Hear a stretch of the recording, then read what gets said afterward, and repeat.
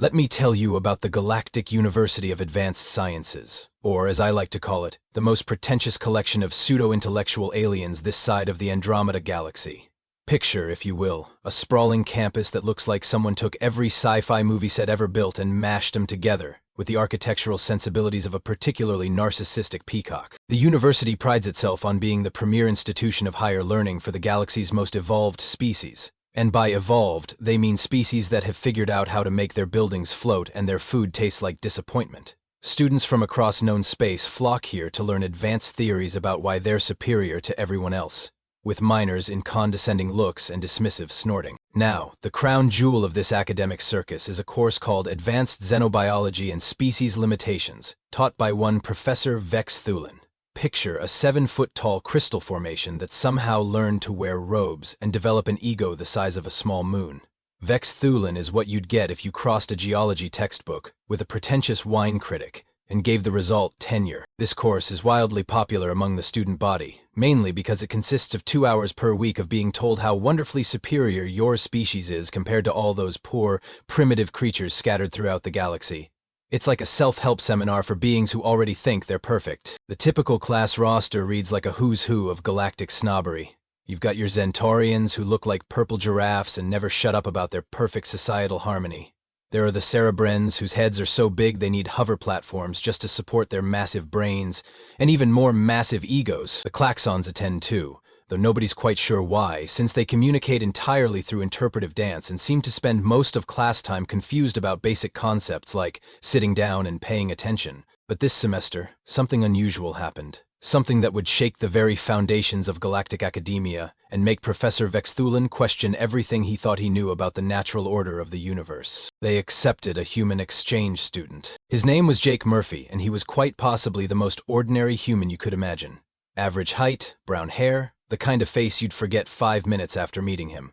He wore simple clothes that looked suspiciously like they came from some backwater planet's equivalent of a thrift store, and he carried around a battered notebook and what appeared to be a primitive caffeine delivery system that he called coffee. The administration had accepted Jake's application mostly as a joke. After all, humans were considered something of a galactic curiosity, like a species that had somehow stumbled into space travel through sheer dumb luck and an alarming willingness to strap explosives to themselves and see what happened. As Jake walked into his first Advanced Xenobiology and Species Limitations class, the other students stared at him with the kind of fascination usually reserved for zoo animals or traffic accidents. Here was a living, breathing example of one of those quaint, primitive species they'd be studying.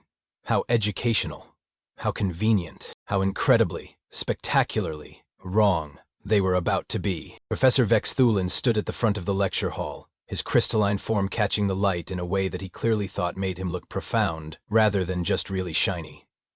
Today's topic, according to the holographic display behind him, was Case Study, Human Biological and Cultural Limitations. Class, he began, his voice resonating with the kind of authority that comes from never having been genuinely challenged. Today, we examine one of the galaxy's most fascinating examples of evolutionary mediocrity.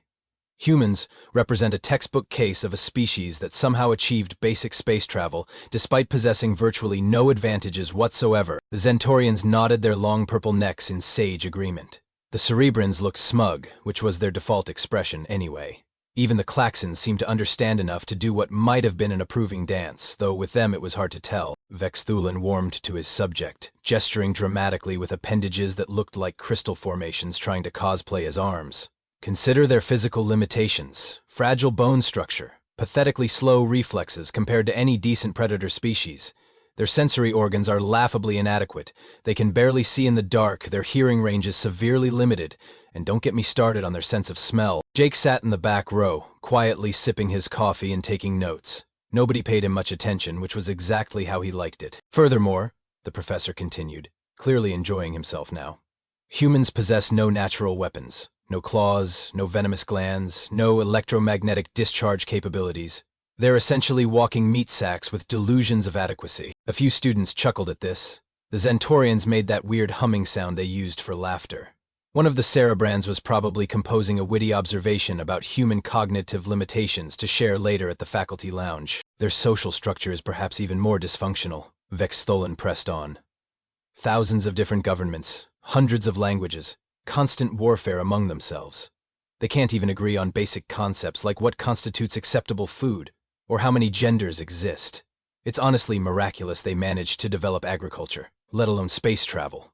That's when Jake raised his hand. The gesture was so simple, so mundane that at first nobody noticed. Jake just sat there with his hand up, waiting patiently while the professor continued his lecture about human inadequacy. "Professor," Jake said finally, his voice carrying just enough to interrupt the flow of academic superiority. Vexthulin paused mid-sentence, looking mildly annoyed at the interruption. "Yes, he consulted his notes. "Mr. Murphy, I have a question about your analysis, if you don't mind." The entire class turned to look at Jake. This was unprecedented. The subject species was talking back during its own dissection. How delightfully primitive. "Of course," Vexthulin said with the kind of condescending patience usually reserved for small children and species with limited cognitive capacity. "Please, share your confusion." Jake took another sip of his coffee, set down his primitive writing instrument, and asked the question that would echo through galactic academic circles for generations to come. "Professor, if humans are so weak and limited, with such terrible biology and dysfunctional social structures, how exactly did we become the only species in known galactic history to achieve interstellar travel, while actively at war with ourselves?" The silence that followed was so complete you could have heard a pin drop on a planet 3 systems away. Professor Vexthulin's crystalline structure seemed to dim slightly, as if someone had just turned down his brightness settings. The Zentorians stopped their sage nodding. The Cerebrand's smug expressions flickered like malfunctioning displays. Even the Klaxons stopped dancing. That is to say," Vexthulin began, then stopped. His mouth, or what passed for a mouth in his species, opened and closed like a fish trying to breathe air. Jake waited politely, his expression innocent and genuinely curious, as if he had just asked about the weather rather than casually detonated the entire foundation of galactic anthropological theory. The silence stretched on for what felt like an eternity, broken only by the soft hum of the classroom's environmental systems, and the sound of Professor Vexthulin's crystalline structure making tiny stress fractures as his brain tried to process what had just happened. "Well," Vexthulin finally managed, clearing his throat with a sound like grinding quartz, "that's a rather simplistic way of looking at complex socio-evolutionary dynamics, Mr. Murphy. You see, humans achieved space travel through a series of fortunate coincidences and, shall we say, lucky breaks in the cosmic lottery." Jake nodded thoughtfully, as if this explanation made perfect sense. Then he raised his hand again. "I'm sorry, Professor, but I'm still a bit confused. Could you help me understand how exactly these lucky breaks worked? Because I was reading some galactic history before class, and it seems like the Zentorians had a 1,000-year head start on us, perfect social unity and abundant natural resources. Yet somehow we beat them to the stars by about 3 centuries. How does lucky coincidence explain that?" The Zentorians in the class suddenly looked very interested in their desk surfaces. One of them made a nervous humming sound that definitely wasn't laughter this time. Vexthulin's glow flickered again. "Well, you see, the Zentorians took a more measured approach to space exploration, more careful, more responsible." "Oh, I see," Jake said, still with that maddeningly polite tone. "So being careful and responsible made them slower than a species that was literally dropping nuclear bombs on itself while simultaneously trying to figure out rocket science? That's fascinating. Could you explain the mechanism behind that?" You could practically hear the professor's worldview cracking like ice in a heat wave. "The nuclear weapons were actually a hindrance to human development," he said weakly. "Proof of your species' self-destructive tendencies." Jake took another sip of his coffee and consulted his primitive notebook. "That's really interesting, Professor. So self-destructive tendencies somehow made us faster at technological development? Because I'm looking at the timeline here, and it seems like we invented nuclear fission, then used it to build bombs, then used those same principles to build power plants, then used that energy infrastructure to support a space program, all while fighting World War II, then the Cold War, then about 17 other conflicts I can't even pronounce. The Cerebrands were starting to look distinctly uncomfortable. Their massive brains were probably running calculations and coming up with answers they didn't like. "And speaking of the Cerebrands," Jake continued, apparently reading the room, "didn't they have theoretical mastery of faster-than-light physics about 500 years before humans even invented the wheel? How did we end up developing FTL drives while they were still arguing about whether it was theoretically possible?" One of the Cerebrands made a strangled noise that might have been protest. Their hover platform bobbed nervously. "The Cerebrand approach to scientific advancement is methodical and peer-reviewed," Vexthulin said, his voice rising slightly. They don't just throw things at the wall to see what sticks like your chaotic species does. Right, Jake agreed cheerfully. So methodical peer review is slower than throwing things at walls. Got it. That makes perfect sense. I mean, why would you want to actually test your theories when you could spend centuries making sure they're perfect on paper first? The classroom was beginning to feel like a pressure cooker. Students were shifting uncomfortably in their seats, and you could practically see the cognitive dissonance forming thought bubbles over their heads. And then there's the whole unity thing, Jake continued, apparently just getting warmed up. Everyone always talks about how humans are too divided and chaotic to be effective. But we managed to coordinate global space programs, international space stations, and joint Mars missions, while maintaining thousands of different governments and arguing about literally everything else. How does that work exactly? Like, what's the mathematical relationship between social chaos and technological progress? Because the numbers don't seem to add up the way the textbooks say they should. Professor Vex Thulin was making sounds now that definitely weren't words. More like the noise a computer makes when you try to divide by zero. Professor Vex Thulin straightened his crystalline form and attempted to regain his professorial composure, though his usual luminescent glow had dimmed to what could generously be called stressed nightlight. He cleared his throat again, producing a sound like someone gargling gravel. "Mr. Murphy," he said, his voice strained but trying to maintain authority, "I think you're oversimplifying extremely complex sociological and technological phenomena. The academic consensus on human limitations is based on centuries of peer-reviewed research conducted by the galaxy's finest minds." Jake nodded respectfully and flipped through his notebook. "Oh, absolutely, Professor. I've been reading some of those papers, actually. Really fascinating stuff. Like this one by Dr. Keth Morral about human cognitive limitations. It's very thorough." Vex Thulin's glow brightened slightly. Finally, the primitive was showing proper respect for established academia. "Yes, Dr. Keth Morral's work is considered definitive in the field," he said with renewed confidence. "A brilliant analysis of human neural capacity compared to more advanced species." "It really is brilliant," Jake agreed enthusiastically. "Especially the part where he proves humans can't handle complex multivariable problem-solving. Really solid methodology. I was just wondering, though, wasn't Dr. Keth Morral's species the same one that humans out-negotiated in the Proxima trade disputes? And didn't they also figure out that whole Gordian station crisis while his people were still forming committees to discuss forming committees?" The professor's glow flickered like a faulty fluorescent bulb. Several students leaned forward, suddenly very interested in this conversation. Those were isolated incidents," Vex Thulin stammered. "Anomalies. Statistical outliers." "Oh, sure," Jake said, turning another page. "Lots of anomalies. Like this paper by Professor Ziltharok about human physical limitations and poor reflexes. Excellent work. Very scientific. I noticed, though, that Professor Ziltharok's species was the one that humans basically ran circles around during the Kepler Belt mining conflicts.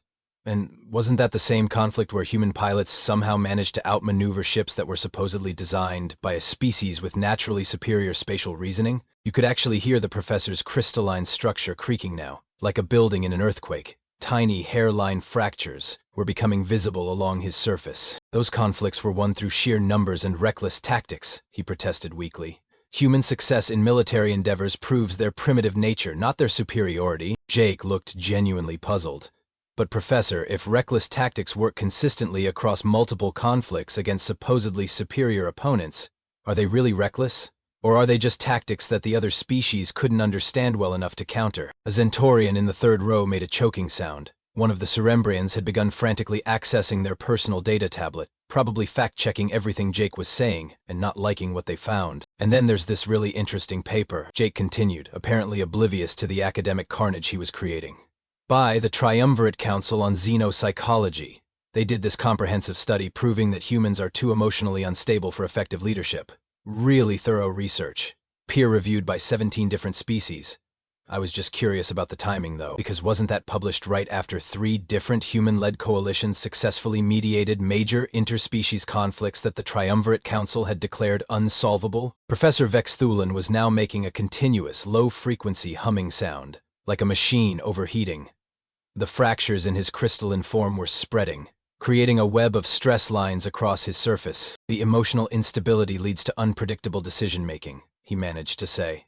"It's a liability, not an asset." "That's so interesting, though," Jake said, leaning forward with genuine curiosity. "Because if unpredictable decision-making is a liability, how come human strategies keep working against species that should theoretically be able to predict and counter them? Like, the klaxons have those amazing pattern recognition abilities, right? but somehow they couldn't figure out human military tactics during the Vega system incident. The Klaxons in question had stopped their interpretive dancing entirely and were now just standing very still, which for a Klaxon was roughly equivalent to having an existential crisis. Maybe, Jake continued thoughtfully, the problem isn't that human decision-making is unpredictable. Maybe the problem is that all these other species have become so rigid in their thinking that they can't adapt when someone does something they didn't expect. Like, if you spend centuries developing the perfect theoretical framework for everything, what happens when reality doesn't fit the framework? The classroom had gone completely silent except for the sound of Professor Vex Thulin's ongoing structural integrity failure. Students were staring at Jake with expressions ranging from horror to fascination to something that might have been dawning respect. But that's just a theory, Jake added modestly, taking another sip of his coffee. I'm probably wrong. I mean, I'm just a human, right? What could I possibly understand about complex galactic dynamics that centuries of superior alien intellect haven't already figured out? Professor Vex Thulin's humming reached a pitch that was probably causing distress to any species with sensitive hearing. The fractures in his crystalline form had spread to the point where he looked like safety glass that had been hit with a hammer but hadn't quite fallen apart yet. Class dismissed, he whispered, his voice barely audible over his own structural stress responses. But the class wasn't going anywhere. You could have told them the building was on fire and they wouldn't have moved. They were too busy experiencing what philosophers might call an existential awakening and what psychologists would definitely call cognitive restructuring on a massive scale. Jake, apparently not getting the memo that he had just academically nuked the entire classroom, raised his hand again. Actually, Professor, if you don't mind, I had one more question about the curriculum. Professor Vex Thulin made a sound like crystal wind chimes being fed through a wood chipper. Mr. Murphy, I really think we should— It's just that I was looking at the required reading list, Jake continued, pulling out a datapad that looked like it had been built sometime during the Bronze Age but somehow still functioned perfectly. And I noticed something interesting about the research sources. The Zentorian in the front row, a particularly pompous specimen named Veltar, who had spent 3 years bragging about his species' superior analytical capabilities, finally snapped. What could you possibly have noticed that we haven't? He demanded, his purple giraffe-like neck extending indignantly. We've been studying galactic sociology for decades, while your species was still figuring out basic agriculture. Jake looked genuinely surprised by the outburst. Oh, I'm sure you've noticed it too. It's pretty obvious once you see it. I just thought it was weird that almost every single paper about human limitations was written by species that humans have either out-competed economically, out-negotiated diplomatically, or outfought militarily at some point in the last 2 centuries. The silence that followed this observation was so profound it probably registered on seismic equipment. That's— Veltar began, then stopped. You could actually see his brain working behind his large, supposedly superior eyes. That's just coincidence. Oh, totally, Jake agreed. I mean, what are the odds, right? It's probably completely unrelated that the Zentarians published 17 papers about human social dysfunction right after humans mediated the Centauri independence crisis that your government couldn't solve in 40 years of negotiations. Veltar's skin was shifting from its usual dignified purple to what could only be described as embarrassed lavender. Over in the corner, the Seer brands were having what appeared to be a group panic attack. Their massive heads were bobbing frantically as they cross-referenced data, their hover platforms wobbling dangerously as they processed information that was apparently challenging everything they thought they knew about reality. Wait, shouted one of them, a particularly large-brained specimen called Ixneth the Contemplative. Are you suggesting that our entire academic understanding of human capabilities has been influenced by sour grapes? Jake shrugged. I'm not suggesting anything. I'm just saying it's interesting timing. Like how the Klaxon Institute of Strategic Studies published that big analysis about human unpredictability and tactical incompetence exactly 3 months after human forces somehow convinced an entire Klaxon battle fleet to surrender without firing a shot during the Rigel standoff. The Klaxons in the classroom had progressed from standing still to what could only be described as interpretive catatonia. Their usual constant motion had been replaced by the kind of absolute stillness that suggests an entire worldview collapsing in real time. But my personal favorite, Jake continued, apparently warming to his theme, has to be the Vegan Collective's 12-volume series on human technological stagnation and the myth of innovation. Really comprehensive stuff, peer-reviewed by everyone who mattered, published just 6 months after humans figured out how to synthesize their supposedly impossible ultra-efficient food compounds and crash the vegan agricultural export market. At this point, Professor Vex Thulin was glowing so dimly he was practically transparent. The stress fractures in his crystalline form had spread to the point where he looked like an abstract art installation titled Academic Hubris in Crisis. "So here's what I don't understand," Jake said, setting down his primitive but apparently highly effective coffee delivery system. "If humans are so inferior at everything, our biology, our psychology, our social structures, our technology, then how come every time we interact with supposedly superior species, we somehow end up ahead? I mean, statistically speaking, shouldn't we lose at least once in a while, if we're really as limited as everyone says we are?" The classroom erupted. Veltar started arguing with Ixeth about the validity of comparative xenopsychology. 3 different cerebrans began debating whether their own species' vaunted intelligence was actually just elaborate theoretical masturbation disguised as scholarship. The Klaxons gave up on communication entirely and just started spinning in place like organic worry spinners. "Furthermore," Jake said, his voice cutting through the chaos with the kind of casual authority that probably shouldn't have been possible for a member of an allegedly inferior species, "has anyone else noticed that most of these papers were published by species that had never actually worked with humans, only against them or around them? Like, did anyone bother to ask humans what they thought about their own capabilities before declaring them primitive?" This question hit the room like a neutron bomb. The arguing stopped. The spinning stopped. Even Professor Vexthulin's stress humming stopped. Because the answer, as everyone in that classroom suddenly realized, was no. In centuries of galactic academic research into human limitations, apparently nobody had ever thought to actually ask the humans themselves for their perspective. Jake looked around the room at the collection of supposedly superior beings who were all having simultaneous nervous breakdowns, and took another sip of his coffee. The coffee that, as several students were beginning to notice, smelled better than anything the university's advanced food synthesis systems had ever produced. "Anyway," he said mildly, "I'm probably overthinking this. I'm sure there's a perfectly reasonable explanation for why the galaxy's most advanced civilizations keep getting surprised by a species they've spent centuries studying and dismissing as primitive." Professor Vexthulin made one final, desperate attempt to salvage the situation. "Mr. Murphy, even if there are some inconsistencies in the historical record, surely you can't deny the fundamental biological and psychological limitations that define human potential." Jake tilted his head thoughtfully. "Oh, you mean like how we can't handle extreme environments? Because I was reading about how humans have successfully colonized planets with gravity ranges from 0.3 to 2.1 standard, atmospheric compositions from pure oxygen to methane heavy, and temperature ranges that would kill most galactic species. Or did you mean our limited lifespan? Because humans have been pretty innovative about cybernetic enhancement, genetic therapy, and life extension techniques that most species consider theoretically impossible." The professor's glow was now so dim that students were having trouble seeing him. "Or maybe you meant our supposed inability to cooperate on large scales. Because the Human Colonial Federation encompasses about 47 star systems with completely autonomous local governments that somehow manage to coordinate everything, from defense to trade, to scientific research without a central authority that most species would consider necessary for basic function." At this point, Professor Vexthulin finally achieved what his crystalline species would later describe as complete cognitive structural failure. He didn't so much dismiss the class as collapse into his chair, making soft tinkling sounds like broken glass in a gentle breeze. The aftermath of Jake's impromptu deconstruction of galactic academia was, to put it mildly, spectacular. Professor Vexthulin sat in his chair, no longer glowing at all, looking like someone had built a crystal sculpture of despair and disappointment. The fractures in his form had spread to the point where he resembled a 3-dimensional jigsaw puzzle that was one sneeze away from complete collapse. He began, then stopped. "The course, the entire curriculum," he made a sound like wind blowing through a crystal cave. How did I? Jake, apparently oblivious to the academic apocalypse he had just unleashed, was packing up his primitive notebook and checking his equally primitive timepiece.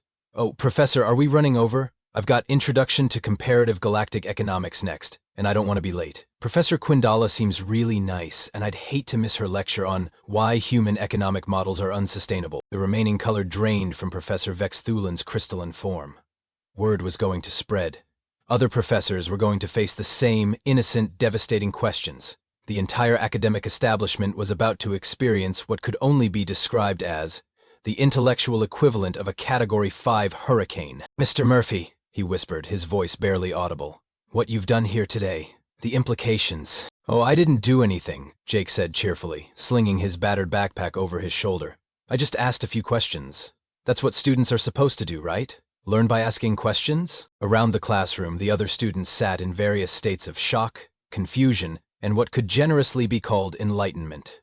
Veltar the Zentorian was staring at his desk with the expression of someone who had just realized that everything he thought he knew about the universe was wrong. The Cerebrans were having what appeared to be a collective existential crisis, their massive brains apparently struggling to process the cognitive dissonance of discovering that their supposedly superior intellects had been systematically wrong about one of the galaxy's most important species. The Klaxons had given up on interpretive dance entirely and were now engaged in what their species called contemplative statue mode, which basically meant they had turned into very confused furniture. Actually, Jake added, pausing at the door, I should probably mention something. I'm not even a particularly smart human. Back home, I'm what we call a liberal arts major.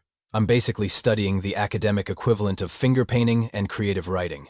Most of my friends back on Earth would probably do a lot better in these classes than I am. This final revelation hit the classroom like a metaphorical meteor strike. Professor Vexthialan made a sound like a crystal chandelier falling down a flight of stairs. The really funny thing, Jake continued, apparently not noticing that he had just delivered what would probably be remembered as the most academically devastating statement in galactic educational history, is that I only took this class because my advisor said it would be an easy A. Something about how human limitation studies were basically common knowledge that any human could coast through without much effort. Professor Vexthulin's structural integrity finally gave up entirely. He didn't shatter, exactly, but he did sort of deflate. Like a balloon made of crystal and regret. Anyway, Jake said, checking his timepiece again, I should really get going. Thanks for the interesting discussion, Professor. Same time next week? The silence that followed this question was the kind of profound quiet usually reserved for deep space, or the moment after someone accidentally launches a nuclear weapon. There won't be a next week, Professor Vexthulan managed to whisper. I'm canceling the course. Permanently. I need to rethink everything. My entire career, my research, my understanding of everything. Jake looked genuinely concerned. No, I hope it wasn't something I said. I really enjoyed the class. It's not often you get to examine fundamental assumptions about galactic civilization in such detail. That was the moment when Professor Vexthulan realized that Jake knew exactly what he had done. The innocent expression, the polite questions, the casual destruction of centuries of academic prejudice. It had all been deliberate. Not malicious, not cruel, but absolutely, devastatingly intentional. Jake Murphy, the supposedly primitive human liberal arts major, had walked into the most prestigious xenobiology program in the galaxy and systematically dismantled their entire worldview using nothing but logic, historical facts, and a thermos of coffee that probably represented more advanced material science than anything in the university's engineering department. You knew, Vexthulan said, his voice filled with something that might have been admiration if it weren't for all the existential terror. You knew exactly what you were doing. Jake's innocent expression didn't change, but there was something in his eyes, a glint of intelligence that suggested depths the galactic academic community had never bothered to measure. Professor, he said gently, my species figured out nuclear physics, quantum mechanics, and interstellar travel while fighting 2 world wars, a Cold War, and approximately 17 different civil rights movements. We've been having this exact argument among ourselves for centuries. Did you really think we hadn't noticed that everyone else in the galaxy considers us primitive? He adjusted his backpack and headed for the door. The difference is, we decided to prove them wrong instead of writing papers about why we should be right. Jake paused at the doorway and looked back at the classroom full of supposedly superior beings, who were all having simultaneous nervous breakdowns. Oh, and Professor, you might want to look into human literature sometime. Specifically something called science fiction. We've been imagining scenarios exactly like this for about 200 years. Turns out, when you spend centuries being underestimated, you get pretty good at understanding why. And with that, Jake Murphy walked out of the classroom, leaving behind the wreckage of galactic academic arrogance and the sound of Professor Vexthulan making tiny crystalline whimpering noises. The course Advanced Xenobiology and Species Limitations was officially canceled that afternoon. Professor Vexthulan took a sabbatical that would eventually become a permanent leave of absence, and somewhere in the university's administrative offices, a very worried registrar began to wonder what would happen when Jake Murphy showed up to his other classes.